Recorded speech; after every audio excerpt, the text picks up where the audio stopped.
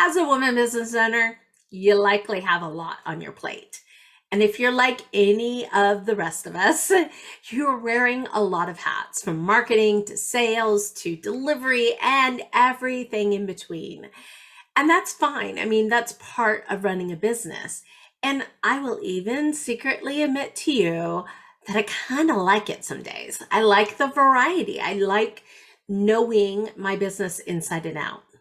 It's just that as our businesses grow, those hats start to multiply and you look a little bit like you're in a Dr. Seuss character. It's like all the hats piled on top of each other. And it really can distract you from being the business owner.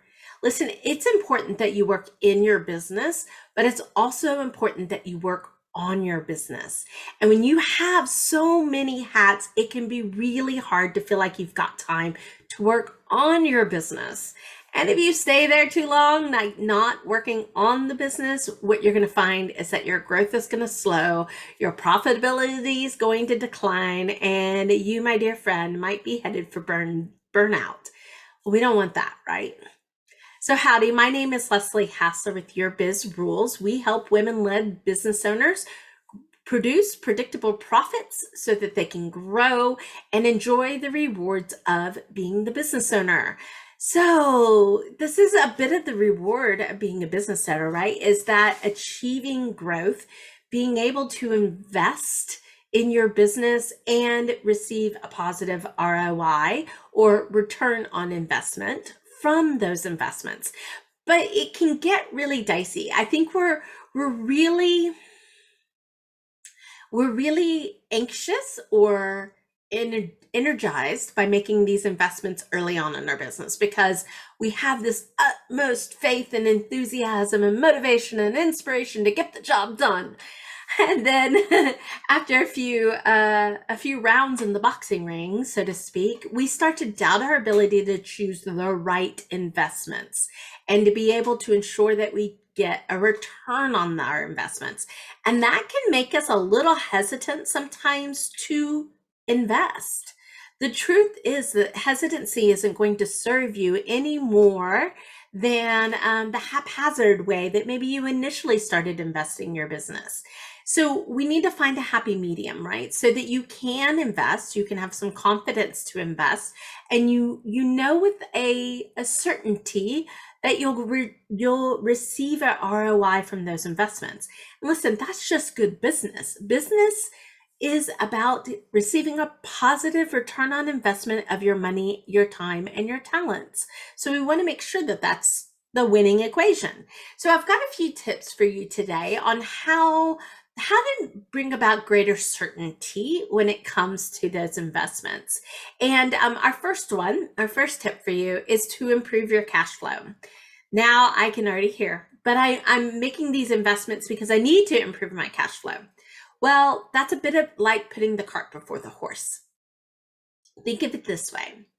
If you're in a good financial position before you make those investments, you make smarter investments and you make bolder investments, which have a tendency, if they're the right ones, to produce a greater return on investment. But if you're trying to grow your business to get out of a cash crunch, I wave the caution flag. I'm going to wave the caution flag for you because it doesn't always work that way. And I was explaining to somebody just last week, I said, you and your enthusiasm, what you're willing to try, you're way off there. Your cash is way off there. It's trying to catch up, but you keep moving the needle.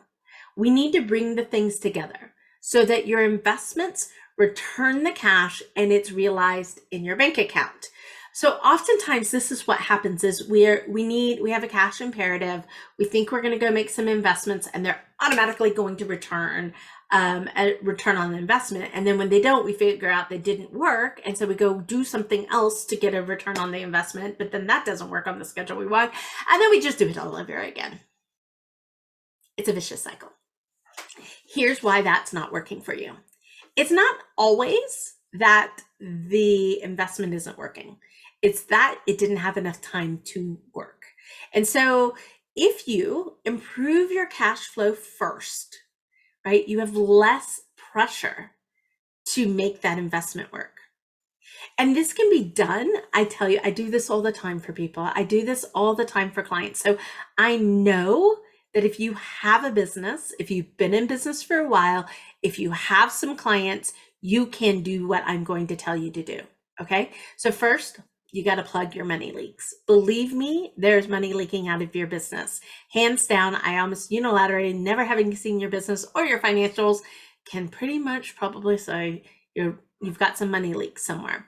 Two, you need to make smarter money moves. That's why we're improving our cash flow so that we're making smarter, more strategic investment moves in our business. Three, improve your profitability. And here's why this last one is so crucial. I mean, this is what a lot of what we do. When we work with any client, no matter how big the goal or how small the goal, the first thing we go do is we fix all of this, the cash flow. We fix the money leaks, we fix the smart money moves, and then we fix profitability. Because a lot of times these investments that you're making are on the front end of the business. They're in sales, they're in marketing, they're about bringing more in.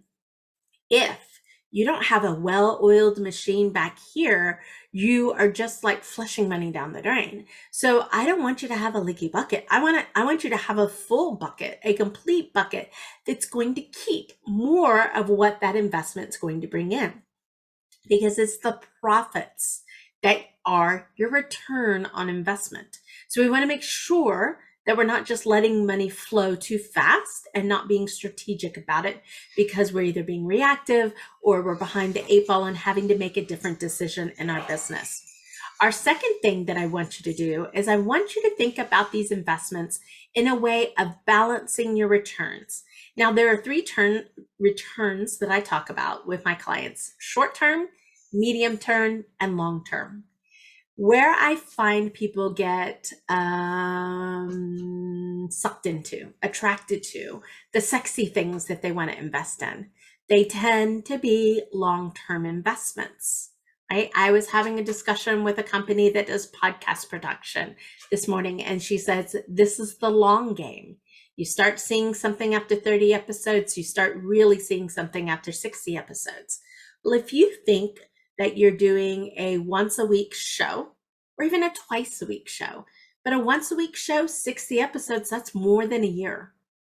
That's when it starts to work, right? If you were doing a twice a week show, that's still 30 weeks, 9 months, 9 months that you're going to be building on this investment before it starts, not finishes its return, just starts. Remember that discussion where I said the owner's over here and the money's trying to chase after it? This is that time period that we have to manage. And you have to get good at understanding what is a short-term investment that can produce cash the next 30, 60 days. What's a medium term? That's going to be 90 days to 180 days, so 3 to 6 months. And then long term, those things that are 6 months or plus. Oftentimes we underassume, we feel like I spent the money on the investment, therefore it's going to come back immediately, and we don't allow the time. Now, I was explaining this concept with somebody in my neighborhood that owns a business, and he said, oh my good night, that's just what happened to me. My words, good night, right? And I said, okay, I'm going to bite. Tell me. He said, well, we made a 6-figure investment into this. And it made total sense. It's what we needed to do. We needed to modernize. It made us so much more efficient, so much more profitable. Wouldn't have changed that investment to save my life. I said, that's awesome. How long did it take you to see the cash? And he said, 18 months. We had no idea it was going to take 18 months. So some of these investments are worthy investments, but you're not balancing them, right? So you balance between the timing of them. So that if you think about it, it's like buying a 30-day CD, a 90-day CD, I don't even know if those exist anymore, versus investing in a stock that you might have for 1, 10, 50 years. Right? We need a balanced portfolio, if you will, of the investments that you're making into your business. Our third tip here is about balancing the risk. Look, all investments have a risk. There are no guarantees in business at all. And what worked yesterday may not work today. It's just the nature, right, of small business. It's the nature of the economy that we're in. But if you think about balancing your risk, all right, then I have another three categories for you to think about. You've got your no-brainers, like, yeah, that's going to return on investment. Just do it. It's great. Move on, right? Then you have your likelies, and how we determine the likelies, and even the bet the farms, okay? One of the things you've got to know in this process, and if you did step one of improving your cash flow and plugging your money leaks, one of the things you would have learned is, what does it cost you in terms of marketing dollars and time to earn a client? That's a cost of acquisition, a really important number. Now, what does it cost you to be able to get a client from this? And you take the investment that you're looking at and whatever that dollar amount is. Let's say it's a $10,000 investment and it costs you $1,000 to be able to get a client. P.S. That's good for some. It's not good for others, right? Know what your number is and your benchmark. But if you divide that 10,000 by the 1,000, that means you'd have to generate 10 clients to break even. You have to generate 11 clients to get a return on investment, right? Where does that sit for you? You as the business owner, based upon everything that you've done, have an intuition of how likely this could be. Now, it could be to you that it's a no-brainer, right? You can do that hands down, not a problem. That makes it a no-brainer. It could be that the 10 or 11 clients is actually a likely situation. And for some people, that could be a bet the farm kind of situation. The numbers part of it is all relative, and it really depends on your business and your model and so many other things that I would be happy to help you with. But you have to be able to put it into a frame of reference. And for me, if your cash flow is healthy, if you've balanced your return, so you're always getting return on investment from something, then you have more freedom to take risks. And there are going to be some of those risks that you will learn from, and that learning ultimately will pay off. There will be some risks that will fall flat on their face. And then there will be the risks that are headed out of the ballpark. And those are worth their weight in gold. But you have to have the freedom to try, right? You have to have the freedom to be able to grow your business. Listen, if we can help you with any of that, we are always here for you. Just reach out to a direct message and let us know, hey, Leslie, so need that help. And we'll be happy to chat about that. But I say that because I see people get stuck here way too long, and really good people doing really good work who really deserve to get the return on investment from their business. So that's it for today, guys. Where do you fall? Like what part do you need to bring in? Do you need to balance your returns and the timing of those returns? Do you need to balance your risk? Or do you need to work on your cash flow so you're good and healthy so that then you can have more fun with these investments? So that's it for today, guys. I hope you're doing well. And until next time, I will be talking to you soon. It's been Leslie Hassler with Your Biz Rules.